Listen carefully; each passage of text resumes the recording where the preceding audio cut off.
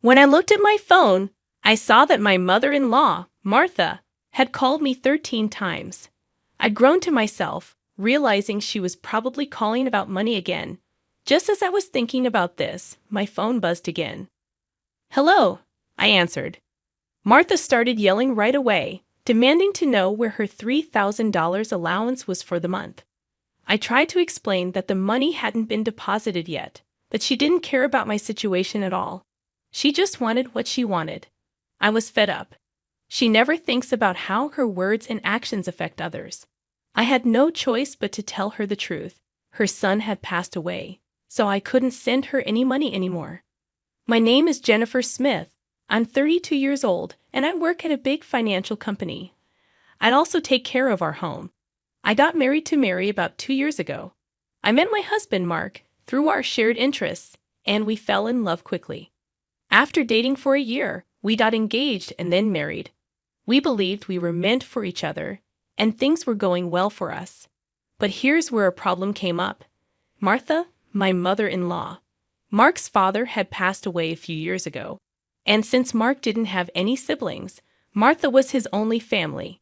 The trouble started when I first visited her home to meet her before our wedding. "Nice to meet you, Martha," I said, but she didn't seem pleased. "So, you're Mark's fiancée," she said with a hint of disapproval. "Ah, yes, my name is Jennifer Miller," I replied. "You're quite plain, aren't you?" "I wonder what Mark sees in you," she said, and I couldn't tell if she was joking or serious. Her words shocked me, coming from the mother of the man I loved. Seeing my reaction, Mark frowned at his mom. "Mom, why are you being so harsh?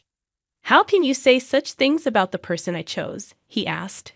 "No, Mark, I'm just trying to find the right woman for you," Martha replied. "But I chose her." "You have no right to interfere," Mark insisted. The argument got tense, and I couldn't intervene since it was my first meeting with Martha. Despite the awkward atmosphere, we managed to express our intention to marry. But as we were leaving, Martha called out to Mark.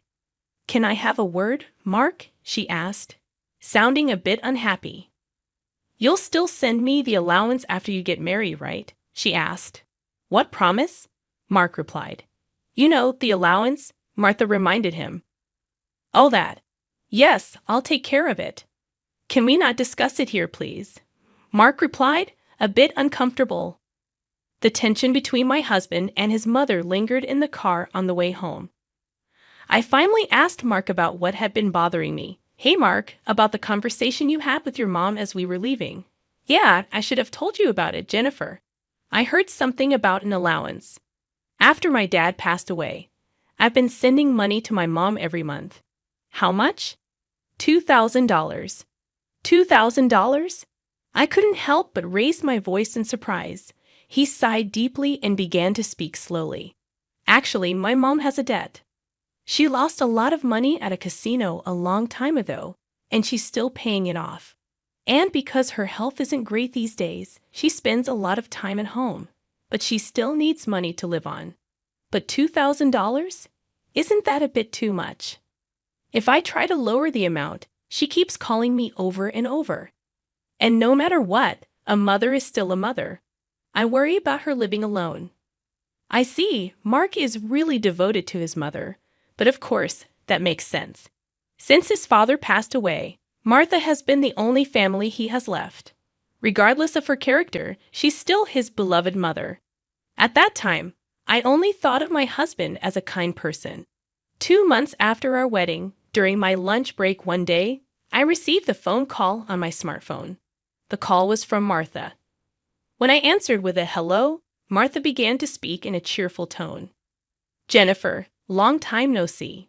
Can we chat for a bit?" "Yes. What can I do for you?" "Well, I was hoping you could start sending me money." "Excuse me?" I was so taken aback I couldn't find the words to respond. However, Martha seemed excited to continue the conversation. "You mentioned before that you're working for a financial company, right? That means you have a good salary, doesn't it?" "Well, not exactly." "What? You're lying to avoid giving me money?" "That's not what I mean." "Then what is it?" "But Martha, you're still receiving financial support from Mark, aren't you?" I asked. Martha responded defiantly, "So what?" I sternly stated what I felt. "Martha, receiving $2,000 monthly support is a big deal, and yet you're asking for more." Really? You think so? If you were to send me an additional $1,000, I could avoid burdening Mark, Martha replied. What do you mean by that? Well, I have Mark as a guarantor for my debts. If I fail to make payments, the debt collectors will go after him. Do you understand? But aren't you using part of Mark's $2,000 to pay back the debt? I'm short. I haven't told Mark. But I have a significant amount of debt. Martha confessed. Even her husband was unaware of it. Having children in the future would increase our expenses. In addition to that, taking over Martha's debt was not an easy task. But if Martha's payments fall behind and the debt falls onto Mark, the interest will likely have accumulated significantly by that time. If I refuse to send money, it would eventually become a problem for my husband as well. It was better for Martha to pay off her debt now. Thinking along those lines, I reluctantly agreed to Martha's proposal. All right, I'll start sending you money. Really? Good, Jennifer. I knew you would say that. The total, with Mark's contribution, will be $3,000. But this means you can pay off your debt, right? Martha asked eagerly. Yes, of course. I should be able to pay it all off in about a year. You promise, right? You'll make sure to pay off all your debts? I get it. So, I'll be expecting it from this month onwards. Martha ended the call abruptly. Physical exhaustion from work combined with this emotional burden only added to my stress. $1,000 a month? That's gonna be rough. But it's also to prevent future problems for us. After all, if Martha can't make a living, it will upset Mark as well. That night, I promptly reported the matter to my husband. He told me I didn't have to do this. But I had already given my word to Martha, and it was a decision made for our future well-being. Mark expressed his gratitude and understanding, even as he maintained a sorry expression throughout. Time flew by, and 2 years have passed since then. The financial aid we thought would end in a year is still ongoing, and even now, we are transferring $3,000 every month to Martha. What's more, about 2 months ago, Mark fell ill and has been unable to go to work. He's on sick leave, so he's receiving disability benefits, but it's a mere pittance compared to his previous salary. Last month, I managed to transfer $3,000 to Martha from my savings, but it would be very challenging if this situation continues. Unbelievably, Martha has not once come to visit her sick son. We have told her about his hospitalization, but she doesn't show up to see him and only contacts me to ask, "You're still sending the money, right?" I was so angry that I decided to confront Mark about the issue. Mark, listen, don't you think it's wrong that Martha is only concerned about money, even though you're in such a state? We need to think seriously about what to do going forward. Yeah, I've been thinking the same thing. I don't want to put more strain on you, Jennifer. This month, too, she's been bombarding me with calls and messages asking if we've sent the money yet. Are you serious? How can she only think about money when her own son is sick? Mark showed his anger at his mother, his face slightly worn. Then, as if he had an idea, Mark exclaimed, "That's it," and wore a sly grin. What is it, Mark? Well, this is our last resort. I've come up with something good, for my mom. What? Mark suggested a plan I could never have imagined. Although it could be called inappropriate, that seemed to be the only way to make Martha understand. A few weeks later, Mark was discharged from the hospital. Martha didn't reply to any of our messages, so we didn't tell her about Mark's discharge. In the last 2 weeks, Martha has been relentlessly demanding the money. There's no point in sending money to a mother who doesn't even worry about her son. While Mark and I were enjoying a cup of tea, a message came in on my phone. Upon checking, I found 13 missed calls from Martha again. As I thought, so my phone vibrated again. It was another call from Martha. Hello. I turned on the speaker microphone so that Mark could hear, and Martha started shouting right away. Listen, where's the $3,000 for this month? Excuse me, that's right. The money for this month hasn't been transferred yet. Martha, do you realize Mark is now? I don't care if he's in the hospital or whatever. It's none of my business. You're working at a good place, right? You must have plenty of savings. Hurry up and transfer it here. Martha was shouting angrily, eventually. She said something unbelievable. Listen, since you married Mark, if he can't pay, you have to pay me. Understand? If you refuse, I'll make you the guarantor. Got it? At that moment, something inside me snapped. She was displaying her desires openly without considering our situation at all. I had reached my breaking point with her. She didn't even try to reflect on her own actions. Now, I had no choice but to resort to the last resort. I firmly declared into my smartphone, Mark has passed away. I can't send you any more money. At these words, Martha blurted out a baffled, "What?" Yes, this was the last resort that my husband suggested. Lied to Martha about Mark's death and observed her reaction. If she showed any sign of sadness, if she reflected on her behavior and apologized, we would continue to support her financially. But if she didn't reflect, if she demanded money, we would sever ties completely. Deep down, I thought that even a money-grubbing woman like Martha would deeply reflect on her actions if she were told that her own son had died. But the very next moment, Martha burst into loud laughter. "Yay, what's so funny?" I asked. "Well, isn't it obvious? If Mark is dead, that means his inheritance will be distributed to me too. Excuse me, I've been looking into it since I heard that Mark was sick. Listen here, 2/3 of Mark's assets are yours, but 1/3 is mine." I was at a loss for words. I never thought that when she first heard that her son was sick, she wouldn't look into treatment, but into how the inheritance would be divided. My anger surpassed. I was simply dumbfounded.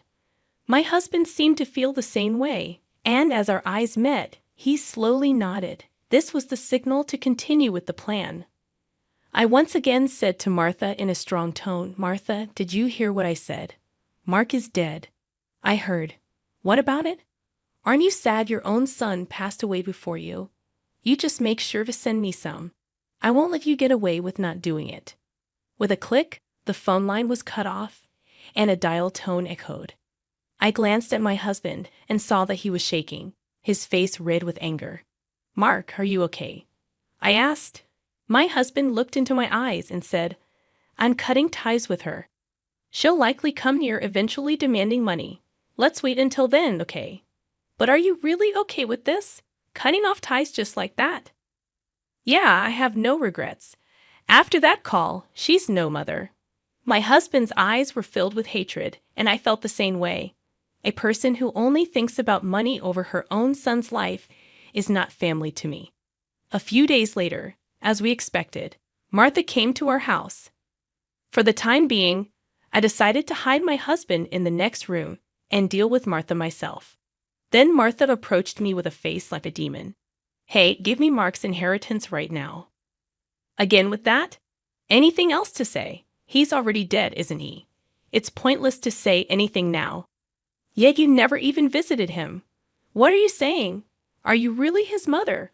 You're so annoying. Give me the inheritance right away. I don't mind getting a lawyer. Speaking more would be a waste of time. Just as I thought, my husband emerged from the next room. Seeing him, Martha let out a startled gasp as if she had seen a ghost. "Mark, why weren't you dead?" "Long time no see, Mom," he said. "Sorry, but the news about my death was a lie." "A lie? How could you be so disrespectful?" Martha exclaimed. "I wanted to confirm your true nature, Mom. I was curious about how you'd handle the allowance if your son died. But you turned out to be a gold digger, just as I suspected," Mark replied sternly. "What? How dare you call your mother a gold digger?" Martha protested. "Silence. I'm cutting ties with a toxic parent like you," Mark shouted. Martha's mouth hung open in disbelief at my husband's angry shouts. She could not come to terms with the fact that her own son was severing ties with her. "What? What does this mean, Mark?" she stammered. "It means exactly what I said. I can't consider someone like you as my mother. No way, Mark declared. Then what about the allowance? Do you really think I would? Martha started, but Mark interrupted her. You're on your own with the debts. We're moving, Mark said firmly. Wait, please. If you do that, what about my living expenses? Martha pleaded tearfully, reaching out to my husband. He forcefully shook off her hand, looked at her coldly, and said, I don't care about your living expenses. You have been living off us without even a single apology. I really understand your despicable nature now. Don't you dare show up in front of us again. No, wait, Mark. Are you going to abandon your mother? Martha cried out. But my husband ignored her words. He grabbed Martha's arm and dragged her to the front door. He threw her shoes and bag outside and chased Martha out of the house. Martha made a fuss outside for a while but disappeared after a bit, perhaps unable to withstand the eyes of the neighbors. She tried contacting us multiple times, but we ignored all of her attempts. We set Martha's number to be automatically rejected, and we finished moving. Regarding the matter of co-signing for the debts, it became invalid since Martha had made Mark the co-signer without his consent, and therefore he was not responsible. Without the allowance from us, Martha seems to be leading a miserable life. It's only natural, as she had been using the allowance for her gambling habits instead of paying off her debts. She still has a mountain of debts and is chased by debt collectors every day. She can't gamble anymore and seems to be working from dawn to dusk for the foreseeable future. It's unlikely that she will be able to pay off her debts completely. She will have to keep working until she is unable to move. This is entirely her own doing. As for us, we are spending fulfilling days in our new home. My husband's condition has stabilized, and he has returned to work after some time. Now there's a new life growing in my belly. We're going to have an additional member in our family next year. From now on, we want to spend happy days as a family of 3.